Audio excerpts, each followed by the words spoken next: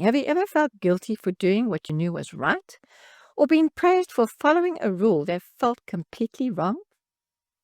That's the trap of misunderstood morals. Today, we're pulling apart one of the most misunderstood words in human history: morals. You've heard the phrase moral compass, but what if I told you that compass might not be pointing north? Let's clear something up right away.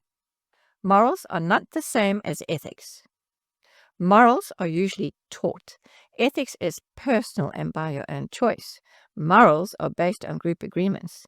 Ethics is based on personal alignment with truth. And if you don't get the difference, you'll end up either obeying rules that don't make sense or feeling guilty for trusting your own judgment. Hi there, truth seekers. Shirley here from AXSIOM. We make philosophy simple, powerful, and practical so you can think clearly, live freely, and stop wasting your time on things that don't actually help you live better. So what are morals really? Let's break it down. And before we go further, let's talk about why most people, even those who are familiar with the concept, get this wrong. If you look up the word ethics in Oxford, it says moral principles that govern a person's behavior or the conducting of an activity. Webster's defines ethics as the discipline dealing with what is good and bad and with moral duty and obligation, or a set of moral principles. Now let's compare that to how these same dictionaries define morals. Oxford says standards of behavior, principles of right and wrong. Webster says the principles of right and wrong in behavior, or a standard of behavior or beliefs concerning what is and is not acceptable to do. Basically, they're describing the same thing twice with slightly different words. That's a problem.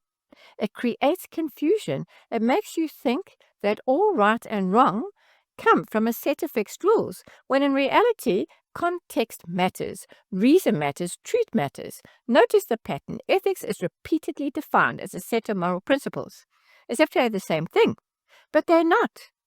Wait a second. Moral principles? That's the problem right there. Even professional philosophers and academics often treat morals and ethics like they're interchangeable. They're not. This confusion isn't just academic. It affects real lives. People are taught to follow morals as if they were ethics, without ever examining where those morals came from, who created them, or whether they still make any sense. So let's set the record straight. A moral code is just a series of agreements. Do this, don't do that a group uses to try to survive. Some of it makes sense. Don't kill, don't steal, don't lie. That helps a group stay functional. But here's the problem. A lot of what we call morals today are just leftovers, solutions to old problems no one ever really looked at. Let me give you a real example. In some cultures, it's immoral for women to wear pants. Why? Not because pants are evil, but because once upon a time, women stepping out of line threatened the power structure. So dress code got moralized. That's not truth, that's control. Morals are often enforced without logic, long after the reason has expired.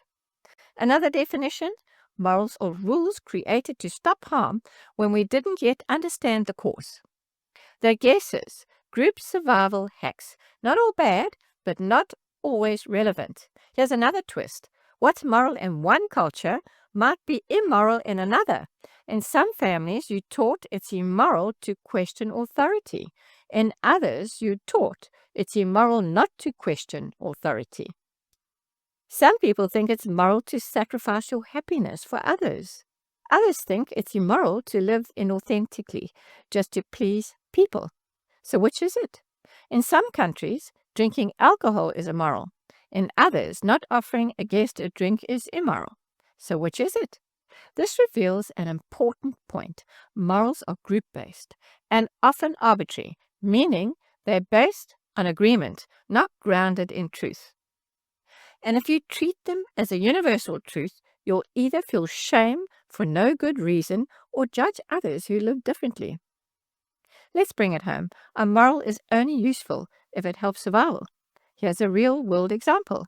In some communities, it's considered immoral not to attend religious services every week.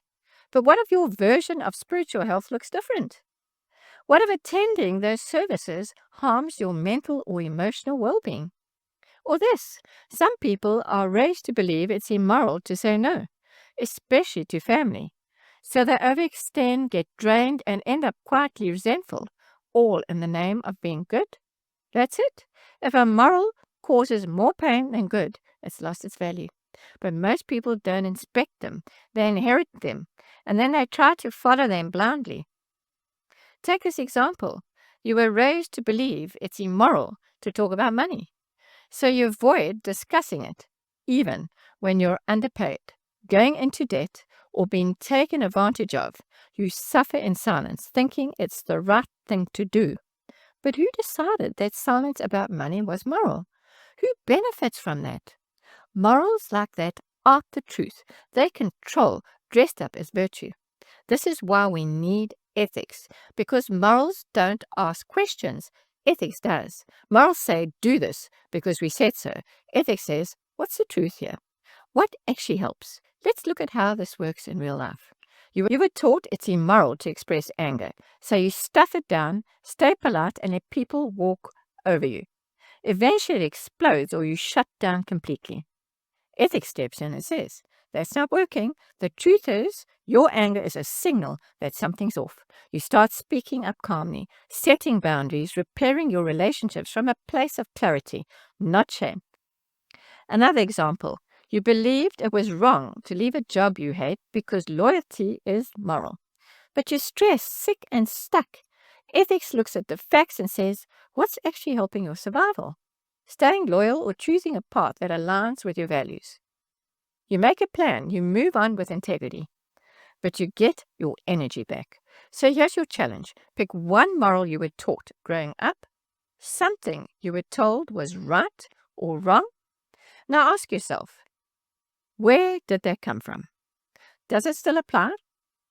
Does it actually improve survival for you or anyone else? If not, maybe it's time to stop calling it a moral and start calling it what it is, a rule you've outgrown.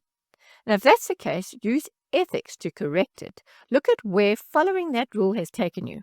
Ask what would actually work. Then take the action that brings your life back into alignment with what's true for you.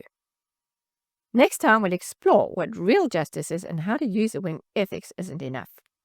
And if you want to go deeper, I'll be launching a complete course that gives you the practical tools to handle exactly these kinds of situations, where your conditioning, your values, and your truth collide. It's designed to help you clean up old programming, reclaim your power, and rebuild your life on a foundation of clarity and alignment. If you're serious about playing a better game in life, don't wait. Go to AXSIOM.com and check it out. Thanks for watching. If this helped you think more clearly, hit subscribe, like, and share it with someone who's tired of playing by broken rules. One truth, understood and applied, can change your life. Truth isn't a concept, it's a choice.